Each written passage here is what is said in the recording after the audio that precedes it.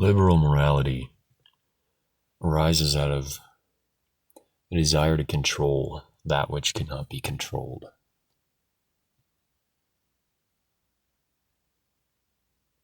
At its core, it's a very fear-based instinct.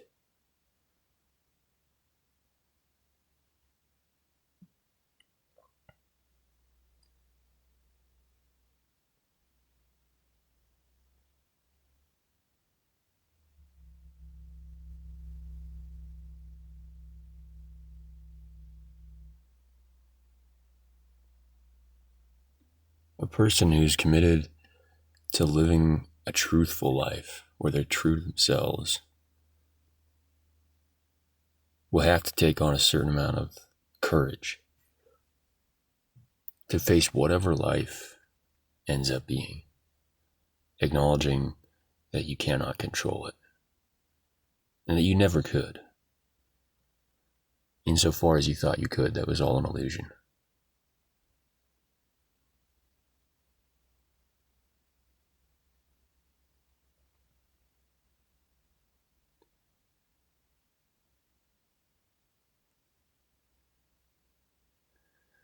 If I was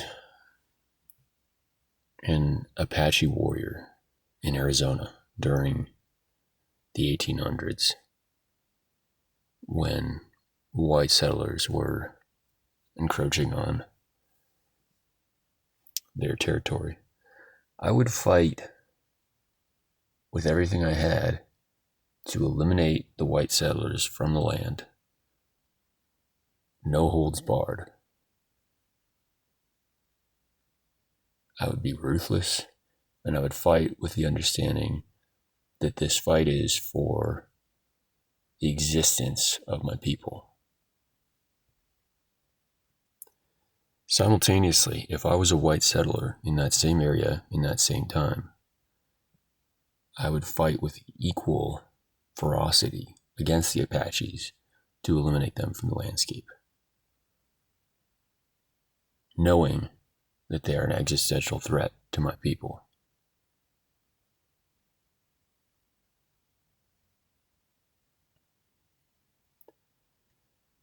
Modern secular or liberal ideology would argue that those two things are inconsistent, or that you have to reconcile them somehow and pick a side.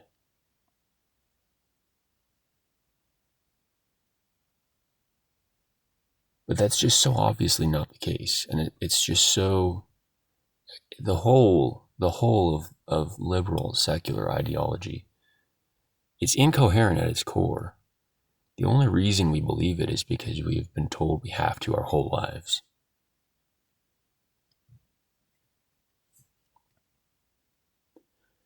You can look at history and find any number of ancient conflicts where both sides were fighting, they felt, for the continued existence of their people or their way of life.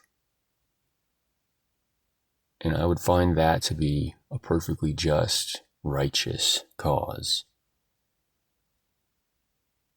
The liberal or secularist would say there has to be a right side here. We're gonna evaluate a bunch of variables and try to find which side has more of a just claim to victory here. And that's the side that should win.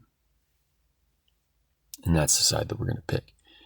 So the liberal will look at history and they'll find any instance of an invading force moving into a new land. And they'll make some moral judgment about how the defenders were the righteous ones because they were on defense and the other guys were on offense, and therefore we side with the defenders.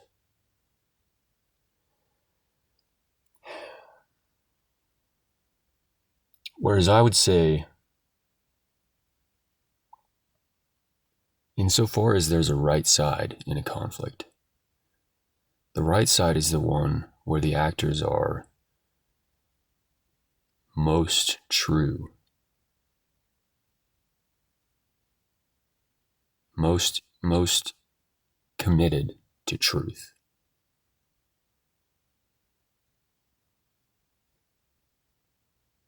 If Alexander the Great felt in his bones, beyond any deniability, with absolute certainty, and there was never any doubt in his mind, that it was his mission on earth to conquer foreign lands,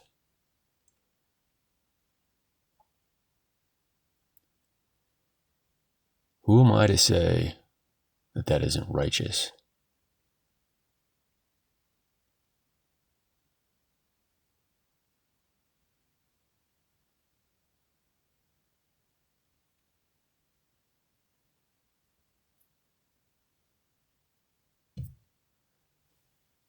Especially, you can consider the second order effects of that.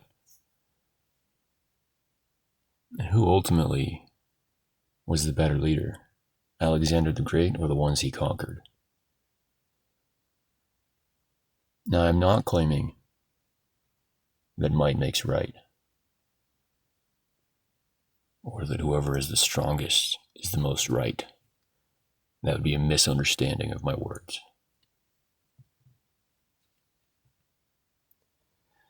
But what I'm getting at is very difficult to describe. It's very difficult to articulate specifically, and the only ones who will understand what I mean are the ones maybe who have already experienced something like it.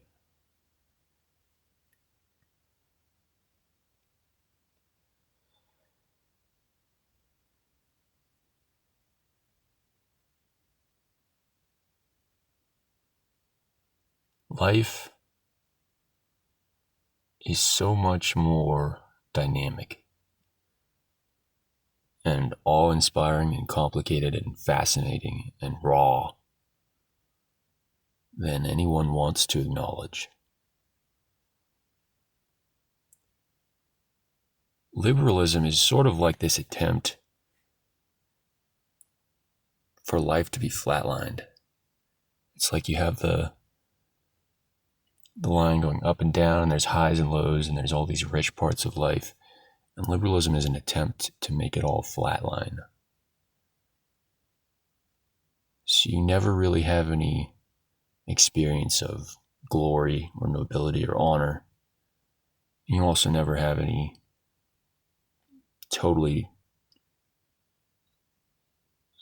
brutal experience of being conquered or of being subdued, as long as you're on the side of the liberal regime. But your soul is conquered. Your soul is destroyed because you've abandoned it, and you've abandoned your true nature, your true calling to whatever it is that you could have fulfilled on this earth. And instead, you've become a node on the hive mind. You've become a liberal, secular bugman who just eats, sleeps, shits, and is entertained, and takes medication to try to numb all the signals that your soul is giving you that you're not living a life according to the truth.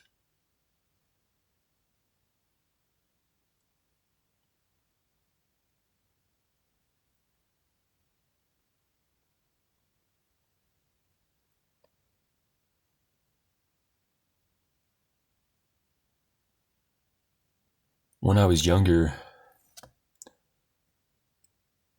I believed in all this stuff.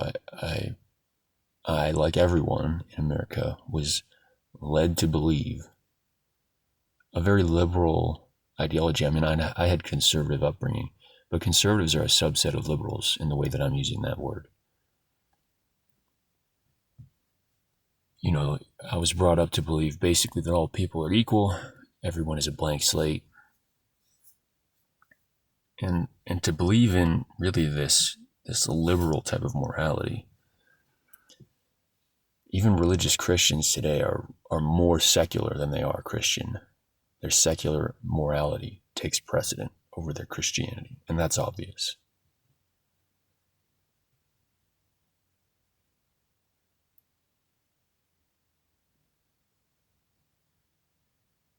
We're all raised with that mode of thinking. And the question is, whether or not you will ever escape from it and truly live.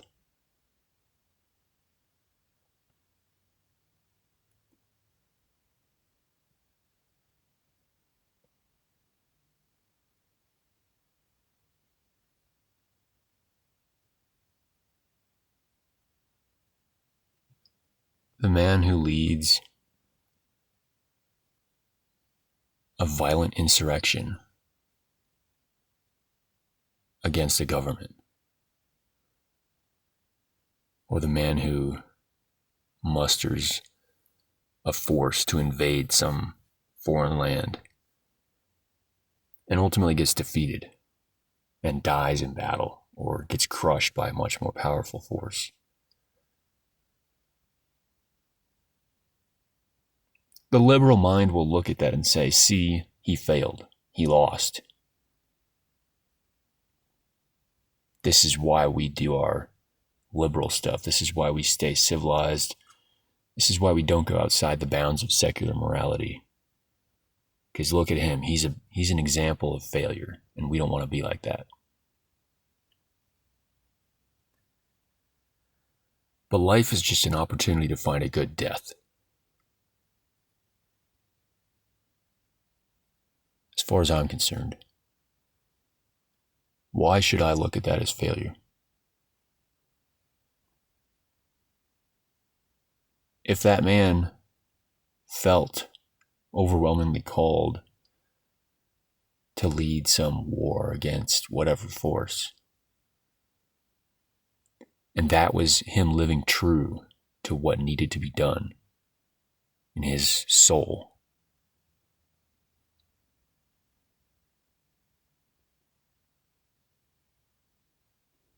then he lived a much better life than any of us.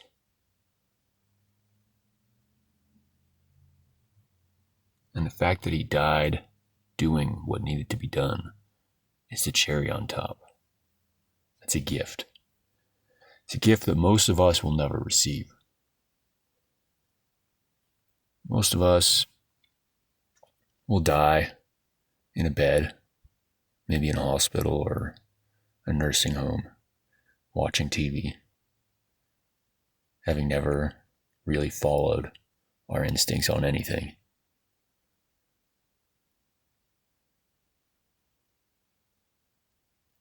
Those of us who live like that are dead already.